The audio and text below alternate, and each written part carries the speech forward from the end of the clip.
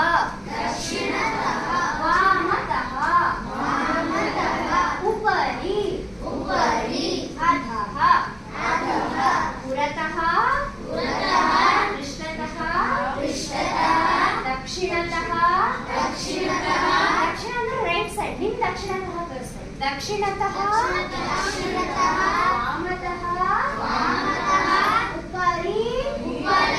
अधः पुरतः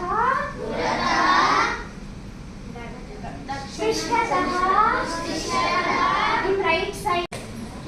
अथर्वः पिबति। किं करोति अथर्वः? अथर्वः पश्यति। अथर्वः किं करोति?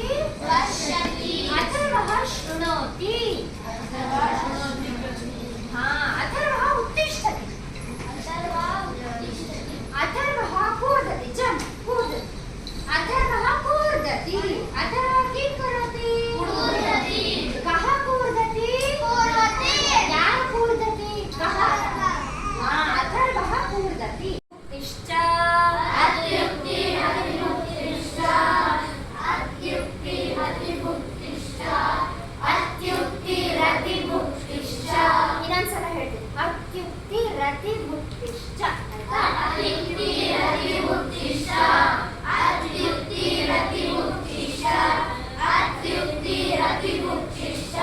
सत्यं प्राणापहारिणी। सत्यं प्राणापहारिणी। सत्यं प्राणापहारिणी। ನಗುವುದೊಂದರೆ ನಿಮಿಷ ನಗಲು ಬಾಳ್ ಮುಗಿಯುವುದು.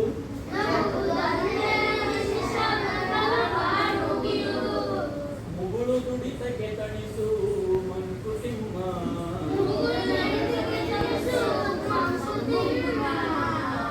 ಈ ಕಂಟಿನ ಜೊತೆ ಹೇಳಿ.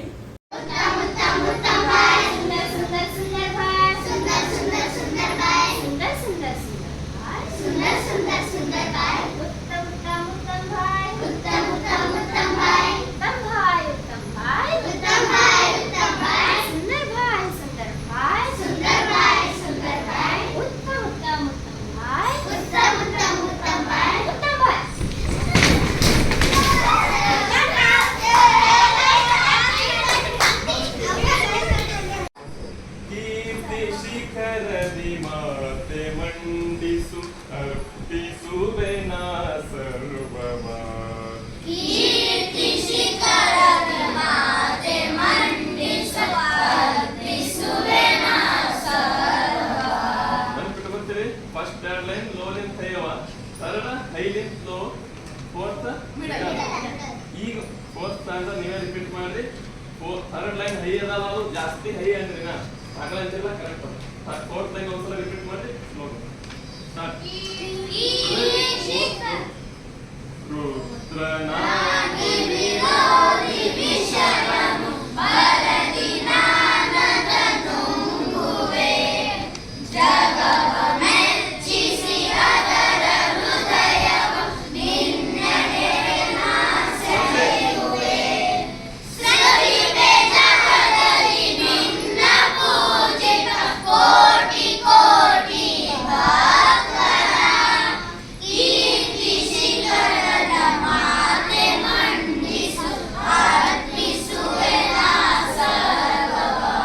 ವೆರಿ ಗುಡ್ ಕರೆಕ್ಟ್ ಅದು ನನ್ನ ಶಕ್ತಿಯ ಘತವ ಸತತವು ನನ್ನ ಶಕ್ತಿಯ ಘತವ ಸತತವು ಎನ್ನ ಶಕ್ತಿಯ ಘತವ ಸತತವು ನನ್ನ ಶಕ್ತಿಯ ಘತವ ಸತತವು ಎರೆಯುತ್ತಿರುವೆನು ಭರದಲ್ಲಿ ಎರೆಯುತ್ತಿರುವೆನು ಭರದಲ್ಲಿ ಎರೆಯುತ್ತಿರುವೆನು ಭರದಲ್ಲಿ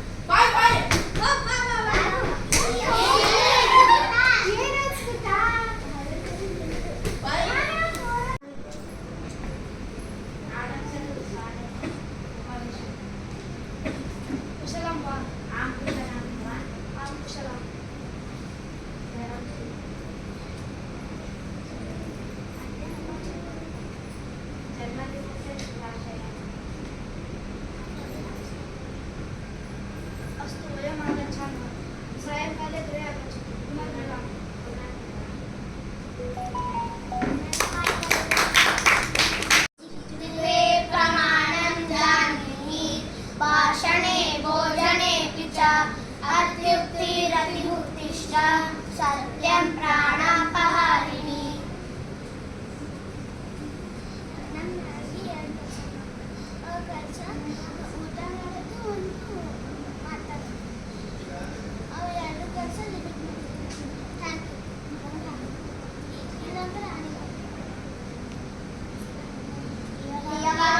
प्रदानेन सर्वे दुष्यन्तु जन्तः तस्मादेव वक्तव्यं वचनेनाधारितः.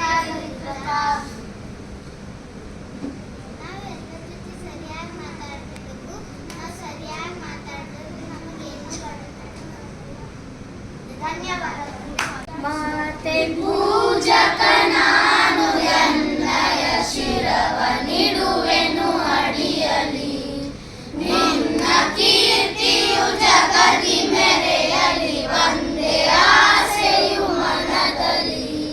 ಮಾತೆ ಪೂಜಕ ನಾನು ಎನ್ನಯ ಶಿರವ ನಿಡುವೆನು ಅಡಿಯಲಿ ನಿನ್ನ ಕೀರ್ತಿಯು ಜಗದಿ ಮೆರೆಯಲಿ ಒಂದೇ ಆಸೆಯು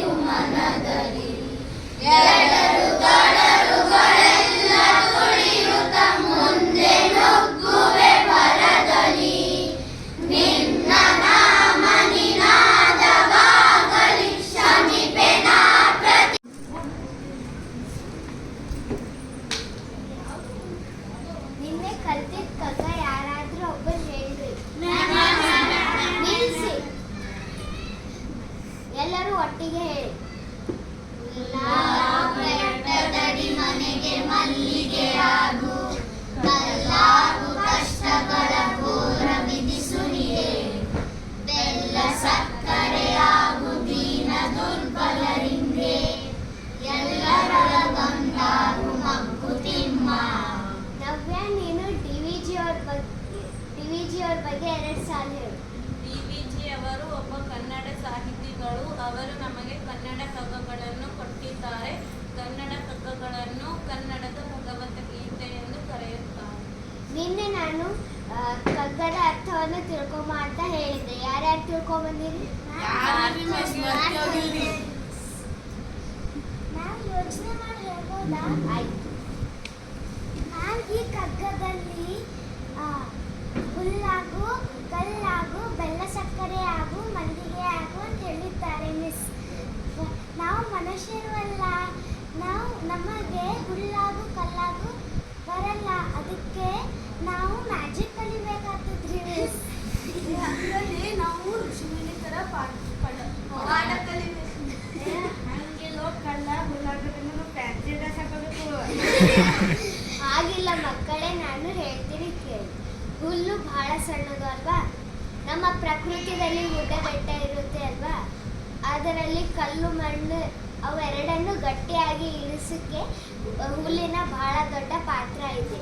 ಅದಕ್ಕೆ ನಾವು ಹುಲ್ಲಿನ ಥರನೇ ಎಲ್ಲರ ಜೊತೆ ಒಟ್ಟಾಗಿ ಕೂಡಾಗಿ ಇರಬೇಕಂತ ಇದರ ಅರ್ಥವಿದೆ. ಇದರ ಆಧಾರ ಮೇಲೆ ಮುಂದೆ ಯಾರು ಹೇಳ್ತೀರಾ?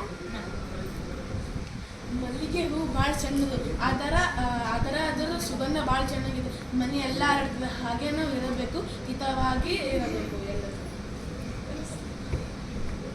ಪ್ರಕೃತಿಯಲ್ಲಿ ತುಂಬ ಗಟ್ಟಿಯಾದ ವಸ್ತು ಕಲ್ಲು. ನಮ್ಮ ಜೀವನದಲ್ಲಿ ದುಃಖ ಸಮಸ್ಯೆ ಬಂದಾಗ ನಾವು ಕಲ್ಲಿನ ಥರ ಗಟ್ಟಿಯಾಗಿರಬೇಕು. ನಾವು ಗಟ್ಟಿಯಾಗಿದ್ದರೆ ನಮ್ಮ ಜೀವನದಲ್ಲಿ ದುಃಖ ಸಮಸ್ಯೆ ಬಂದಾಗ ಎದುರಿಸೋಕೆ ಆಗುತ್ತದೆ. ನಾವು ಗಟ್ಟಿಯಾಗಿ ಇರೋದಿದ್ದಿಲ್ಲ ಅಂದರೆ ನಮ್ಮ ಜೀವನದಲ್ಲಿ ದುಃಖ ಸಮಸ್ಯೆ ಬಂದಾಗ ಎದುರಿಸೋಕೆ ಆಗೋದಿಲ್ಲ. ಸಮಾಜದಲ್ಲಿ ಶಕ್ತಿ ಇರೋರು ಇರ್ತಾರೆ, ಶಕ್ತಿ ಇರಲಾರ್ದವ್ರು ಇರ್ತಾರೆ. ಹಾಗೆ ನಾವು ಬೆಲ್ಲ ಸಕ್ಕರೆ ತಿಂದರೂ ನಮ್ಮ ಮೈಯಲ್ಲಿ ತಕ್ಷಣ ಗ್ಲುಕೋಸ್ ಸಿಗುತ್ತೆ. ಹಾಗೆ ನಾವು ಬೆಲ್ಲ ಸಕ್ಕರೆಯಾಗಿ ಎಲ್ಲರಿಗೂ ಸಹಾಯ ಮಾಡಬೇಕು. ಇದೇ ಥರ ನಾವು ಎಲ್ಲರ ಜೊತೆ ಇರಬೇಕು. ಈ ಕಗ್ಗವನ್ನು ನಾವು ತಿಳ್ಕೊಂಡು ನಮ್ಮ ಜೀವನದ ಅಳವಡಿಸ್ಬೇಕು. ಆಯಿತು ಚೆನ್ನಾಗಿ ಹೇಳಿದ್ರೆ ಮಕ್ಕಳೇ. ಮತ್ತೆ ನಾಳೆ ಸಿಗೋಣ.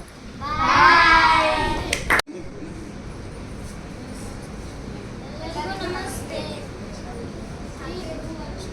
ಹಾಗೆ ಗೊಬ್ಬರ